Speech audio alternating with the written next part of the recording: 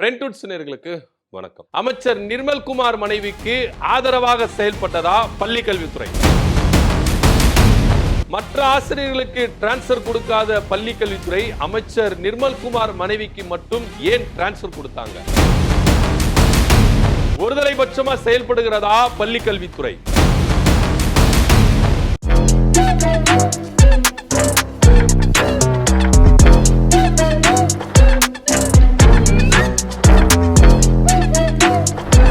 கல்வித்துறையில ஒவ்வொரு ஆண்டும் June July மாசத்துல ஒரு பள்ளியில இருந்து இன்னொரு பள்ளிக்கு டிரான்ஸ்பர் ஆகிறதுக்கு ஒவ்வொரு டீச்சரும் சரி ஹெட்மாஸ்டரும் சரி என்ன பண்ணுவாங்க, அப்ளை பண்ணுவாங்க.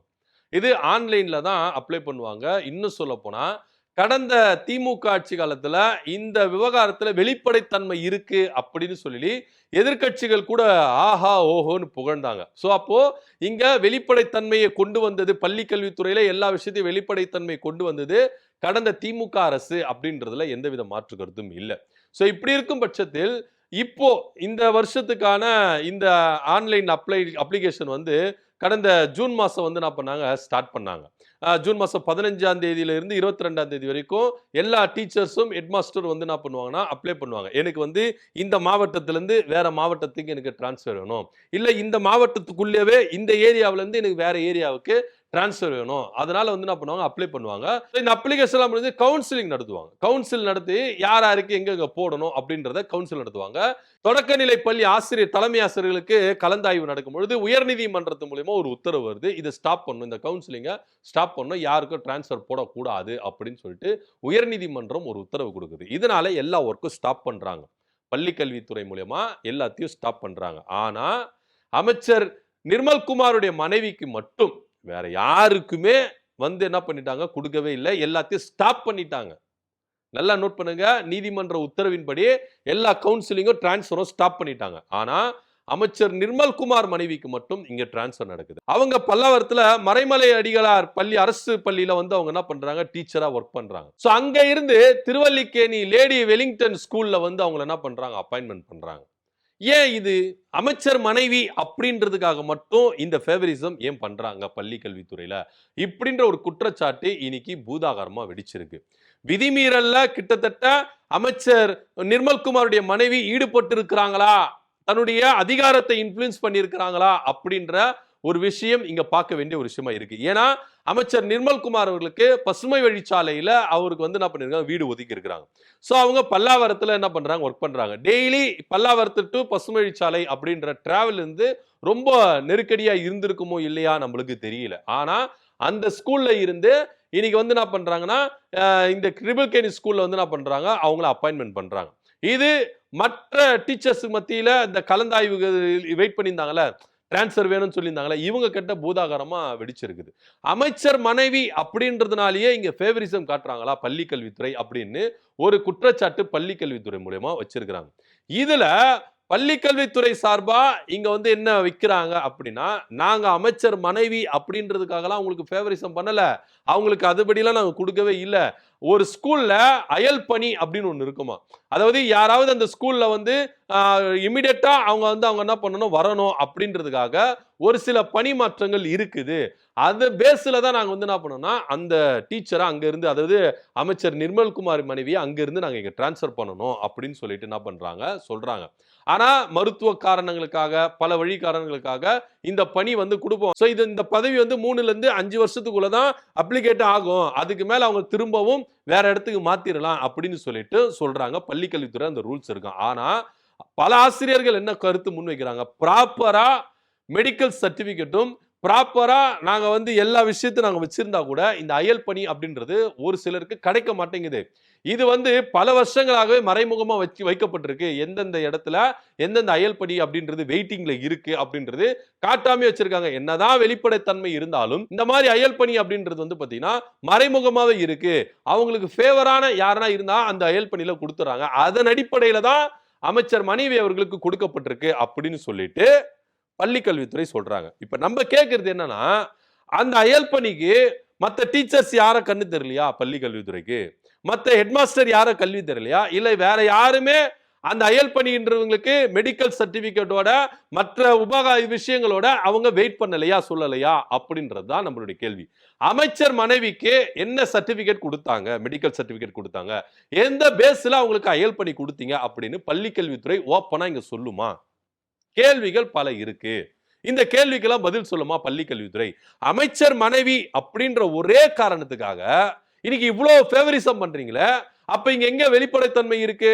அப்ப அமைச்சர் பதவியை வச்சு அதிகார துஷ்பிரயோகம் பண்ணலையா நிர்மல்குமாருடைய மனைவி அப்படின்ற கேள்வி இங்க இருக்குதா இல்லையா?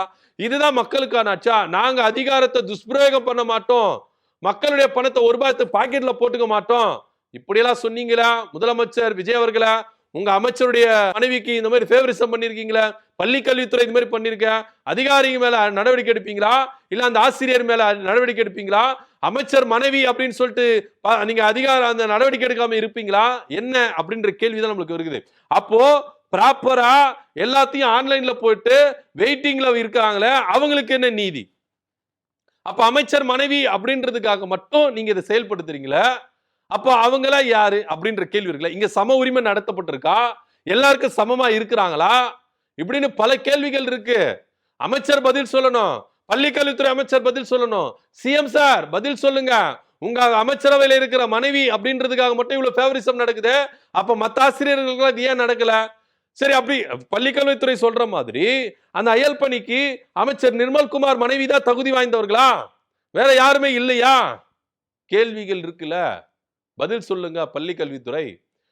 இது ஆட்சிக்கு வரும்பொழுது நாங்க யார் அதிகார துஷ்பிரயோகம் செய்ய மாட்டோம், விதிமீறல்ல ஈடுபட மாட்டோம், நாங்க எங்க சுயத்துக்கு நாங்க செயல்பட மாட்டோம், மக்களுக்காக மட்டும்தான் உழைப்போம். பதவி ஏத்துக்கும் பொழுது உறுதிமொழி ஏத்துக்கிறீங்களா?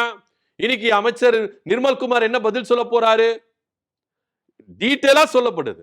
பல்லாவரத்துல அவங்க ஸ்கூலு, கிரீன்வேஸ் சாலையில அவர் வீடு. சோ இதுக்கு நீங்க நம்ம பிராக்டிக்கலா வருவோம். பல்லாவரம் டு கிரீன்வேஸ் சாலை எந்த அளவுக்கு டிராவல் இருக்கு, எவ்வளோ டிஃபிகல்ட் அவங்க யூஸ் பண்ணணும். ஸோ இப்படியெல்லாம் இருக்கும் பொழுது இங்க இருந்து ட்ரிபிள் கேனில இருந்து இவங்களுக்கு இங்க டிரான்ஸ்பர் வருதுன்னா இது நம்மளால புரிஞ்சிக்க உள்ளவே முடியலையே. ஏன் இவ்வளோ பாராபட்சம், ஒருதலை பட்சம்? பல விஷயங்கள் இருக்கு சார். ஆனா இந்த ஆட்சியில தொடர்ந்து ஃபேவரிசம் காட்டிக்கிட்டு வராங்க. தாவேக்கா நிர்வாகி எதுனா தப்பு செஞ்சா நடவடிக்கை இல்ல, தாவேக்கா நிர்வாகிகள் எதுனா கேஸ்ல மாட்டினா நடவடிக்கை இல்ல. தாவேக்காவுடைய இப்ப அமைச்சர் நிர்மல்குமாருடைய மனைவி டிரான்ஸ்பர் பேசும் பொருளா இருக்கு. இதுக்கு என்ன பதில் சொல்ல போறாங்க? பள்ளி கல்வித்துறை அமைச்சர் என்ன பதில் சொல்ல போறாரு? அமைச்சர் நிர்மல்குமார் என்ன பதில் சொல்ல போறாரு? அமைச்சர் மனைவி அப்படின்ற ஒரே ஒரு விஷயத்துக்கு மாத்திரம் நீதிமன்றமே உத்தரவு போட்ட பிறகு இந்த டிரான்ஸ்பர் ஏன் நடக்குது? அப்படி ஒருவேளை பள்ளி கல்வித்துறை மூலமா சொல்ற மாதிரி அந்த அயல் பணிக்கு இவங்க தான் தகுதி வாய்ந்தவர்களா? அப்ப அதிகாரிகள் இங்க துஷ்பிரயோகம் செஞ்சிருக்கிறாங்களா? அமைச்சர் மனைவி அமைச்சர் பதவியை துஷ்பிரயோகம் செஞ்சிருக்கிறாங்களா? என்ன ரைட்ஸ் இருக்கு? அமைச்சருடைய மனைவின்றதுனால மட்டுமே இந்த மாதிரி அதிகார விதிமீறல்ல செயல்படலாமா, துஷ்பிரயோகம் செயல்படலாமா? சொல்லுங்க அமைச்சர் நிர்மல்குமார், சொல்லுங்க. இதுக்கு பதில் சொல்வாரா? அமைச்சர் ராஜ்மோகன் எதுக்கேத்தால ஓடி வந்து பதில் சொல்லுவீங்களா?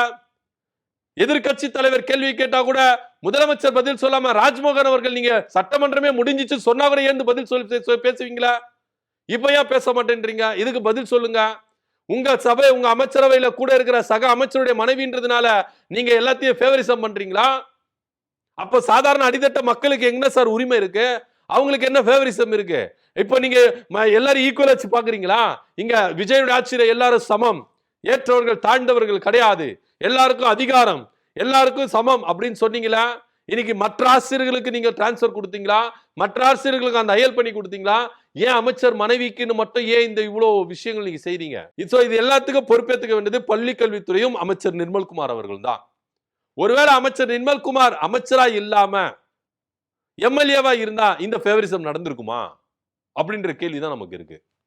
இன்னைக்கு பள்ளி கல்வித்துறையில இந்த விஷயம் பூதாகரமா கிளம்பி இருக்கு. மற்ற ஆசிரியர்கள் மத்தியில அதிருப்தி ஏற்படுத்தி இருக்குது. நீதிமன்ற உத்தரவிட்ட பிறகு கவுன்சிலிங் ஸ்டாப் பண்றாங்க. ஆனா அமைச்சர் மனைவின்றதுக்கு மட்டும் நீங்க டிரான்ஸ்பர் பண்றீங்கன்னா அப்ப இங்க என்ன மத்தவங்களுக்கு எல்லாம் தகுதி இல்லையா? மத்தவங்களுக்கு எல்லாம் வாய்ப்பு கொடுக்க கூடாதா? என்ன அப்படின்னு நம்மளுக்கு புரியல. அதிகார துஷ்பிரயோகத்துல ஈடுபட்டு இருக்காங்க அப்படின்றது மட்டும் ரொம்ப தெளிவா தெரியுது. பள்ளி கல்வித்துறை இதுல எந்த விதத்துல நடவடிக்கை எடுக்க போறாங்க அப்படின்னு தான் இங்க பார்க்கணும். இதை பத்தின கருத்து அப்படி கீழே கமெண்ட் பண்ணுங்க. நன்றி, வணக்கம்.